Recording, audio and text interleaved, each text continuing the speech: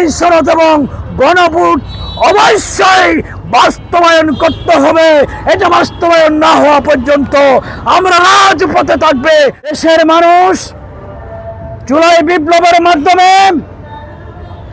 একটি নতুন বাংলাদেশ আশা করেছিল। 12ই ফেব্রুয়ারি একটি ম্যানেজ নির্বাচনের মাধ্যমে, মেকানিজমের মাধ্যমে বর্তমান সরকার ক্ষমতায় এসেছে। আমরা বলেছি যে কোনোভাবে ক্ষমতায় এসেছেন, 5 বছর আপনারা ক্ষমতা পরিচালনা করেন, তবে দেশের মানুষের যে আকাঙ্ক্ষা জুলাই সনদ বাস্তবায়ন করতে হবে, গণভোটের ফলাফল বাস্তবায়ন করতে হবে। আমরা কি দেখতে পেয়েছি? সরকার জুলাই সনদকে অবজ্ঞা করছে, গণভোটের ফলাফলকে অবজ্ঞা করছে। কেন জুলাই সনদ বাস্তবায়ন করতে হবে? আমরা বলছি আর যাতে কোনো ফ্যাসিস্ট সরকার ফ্যাসিস্ট হয়ে না ওঠে, রাতের ভোট দিনে না হয়, মানুষের ভোটাধিকার প্রতিষ্ঠা হয়। 1400 নাগরিকের রক্তের বিনিময়ে আজকের বাংলাদেশ দাঁড়িয়ে আছে।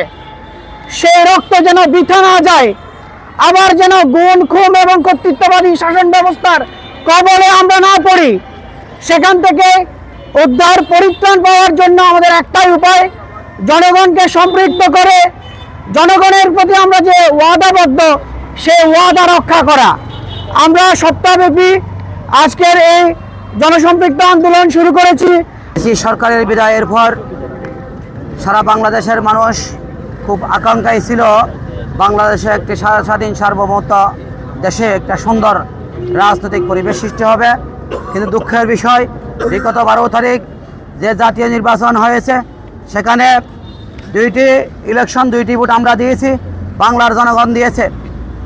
কিন্তু তারা একটি ভোটে সংসদ গঠন করে দ্বিতীয় আরেকটি ভোটে একই ব্যক্তির দেওয়া আরেকটি ভোটকে তারা সম্পূর্ণভাবে প্রত্যাখ্যান করে চলছে, যেটা জাতির সাথে সম্পূর্ণ প্রতারণা ছাড়া আর কিছুই হতে পারে না।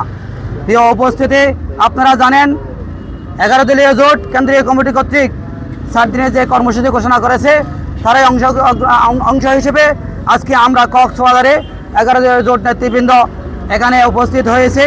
আমাদের আগামীর পথ চলা হবে একসাথে, আমরা একসাথে থাকবো, একসাথে পথ চলা হবে। আমরা বর্তমান সরকারের কাছে আহ্বান জানাবো, আপনারা এই অধিকাংশ মানুষের রায় থেকে ছিটকে পড়বেন না। দয়া করে আপনারা এই জুলাই গণ অভ্যুত্থানের স্পিরিটে যে গণরায়, গণভোটে যে হায়ের পক্ষে রায় দিয়েছে জনগণ, বাংলাদেশের অধিকাংশ মানুষ, সে রায়কে বাস্তবায়ন করুন। এই অনেক পরিশ্রমের মাধ্যমে একটি সংস্কার করার জন্য, দেশকে সুন্দর সুষ্ঠু রাজনীতির পরিবর্তনের জন্য সব দল মিলে একটি জুলাই সনদ তৈরি করেছে। সেই আন্দোলনে দাবি ছিল 11 দলের পক্ষ থেকে, জামাত ইসলামী সহ সকল গণতান্ত্রিক আন্দোলনের পক্ষ থেকে দাবি ছিল আলাদা করে গণভোট হবে এবং জাতীয় নির্বাচন হবে।